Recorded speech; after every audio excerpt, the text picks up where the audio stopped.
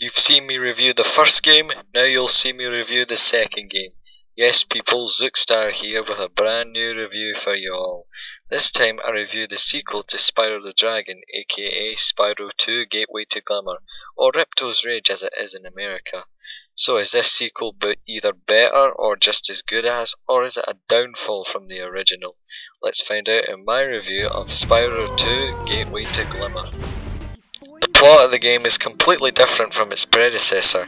The game takes place in a mystical world named Avalar, where three inhabitants, Alora the Fawn, the Professor, and Hunter the Cheetah, who is my personal favourite Spyro character, are working on a new portal. However, when they needed codes, Hunter puts in his birthday date, which activates the portal and brings in the villain of the game, Ripto, along with his minions Crush and Gulp. With no dragons in Avalar, Ripto decides to take the kingdom for himself. However, with the help of Zoe, Alora manages to deactivate the orbs to the portal and scatter them around Avalar. Since Ripto has a hatred for dragons, Alora, Professor and Hunter decide to go to Glimmer to bring a dragon into Avalar and help to stop Ripto. Meanwhile, in the Artisan Land, Spyro and Sparks are tired of the rainy weather and decide to take a vacation to Dragon Shores.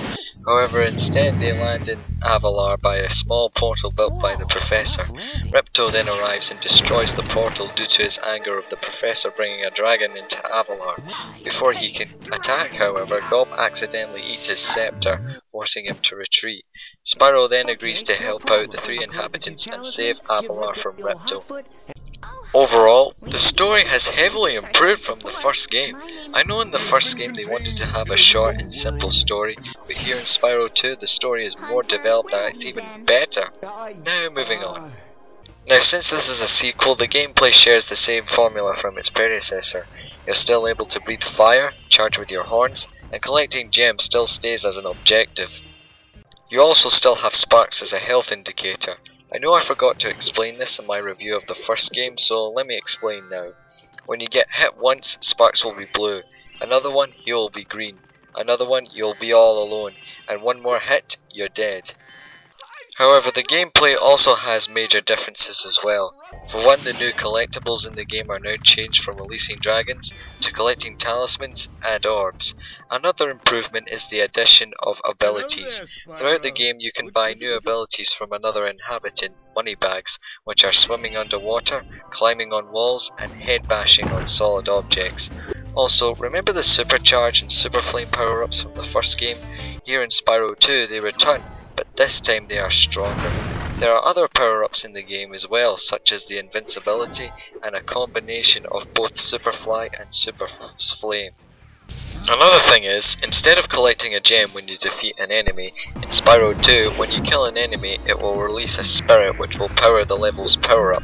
Another thing that returns from the first game are the flight levels, which are now called speedways. Only this time, when you've completed a course, you will be able to take on a challenge and earn yourself an orb.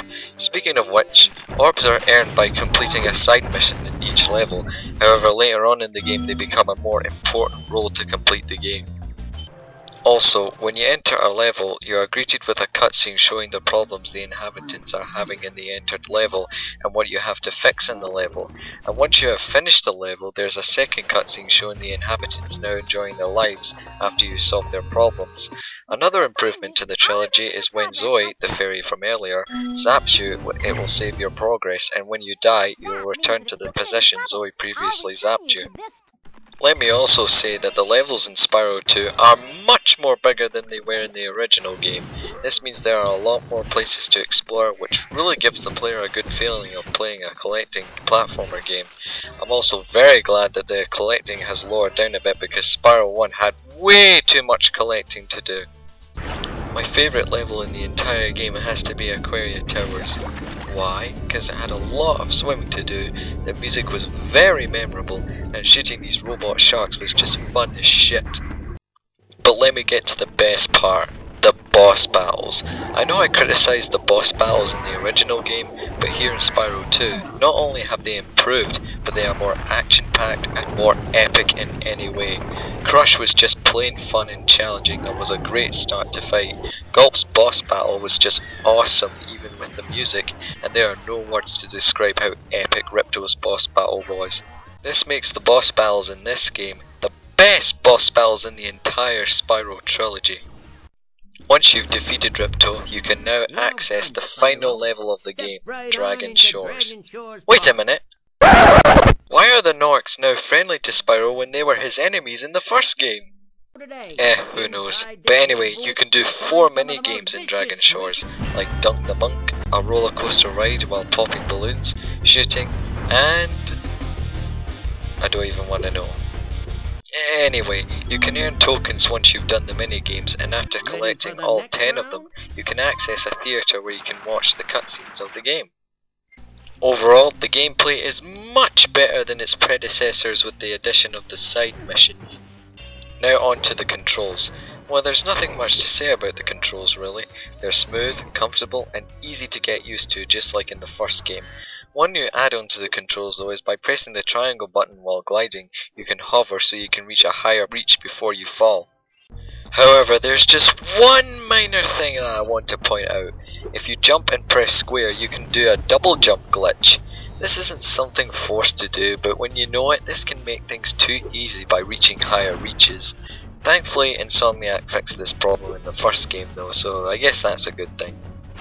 Now for the best part, the soundtrack. The music is made by the same composer who did the first game's music, Stuart Copeland, the drummer of the Police. I gotta say, he's made this music even more catchier and creative than the original soundtrack. Have a sample.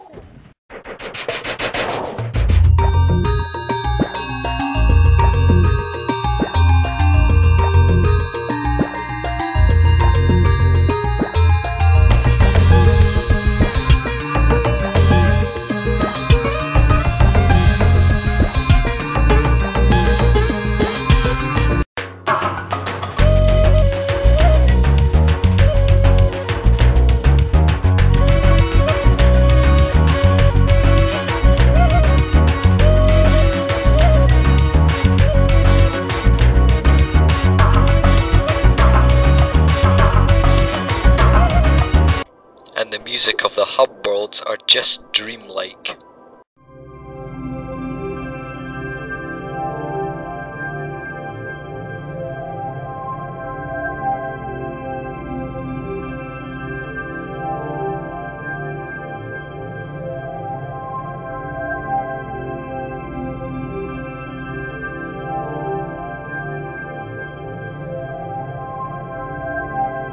So, if Spyro 2 has all those great things that made it superior than the original, why is it that Spyro Year of the Dragon is my favourite Spyro game of all time, and Spyro 2 Gateway to Glimmer isn't? Well, one thing I felt Spyro 2 did not manage to overshadow Spyro 3 was the variety. There wasn't much to do in the side missions that felt innovative. I'm not saying Spyro 2 isn't innovative by all means, it's just I wish Insomniac could have made more side missions and make other more side missions exciting to play, which they did in Spyro 3. Plus, there were some levels I really didn't like Fracture Hills, Zephyr, and Robotica Farms. But my least favourite level has to be Hurrico's. Seriously, the only good thing I can say about this level was the music.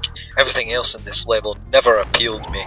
Using the supercharge in this level was such an ass to use because I keep fucking bumping into the walls when I'm trying to charge these solid windmills.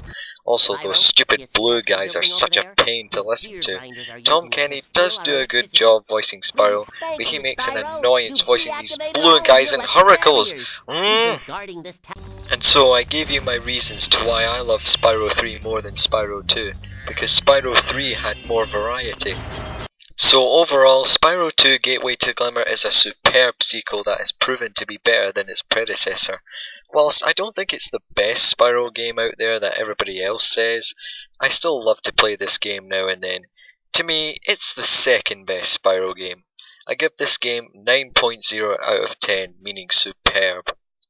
Now, I would review the third game, but I don't think there's much point, because if you know me, you should know how much I love this game to death.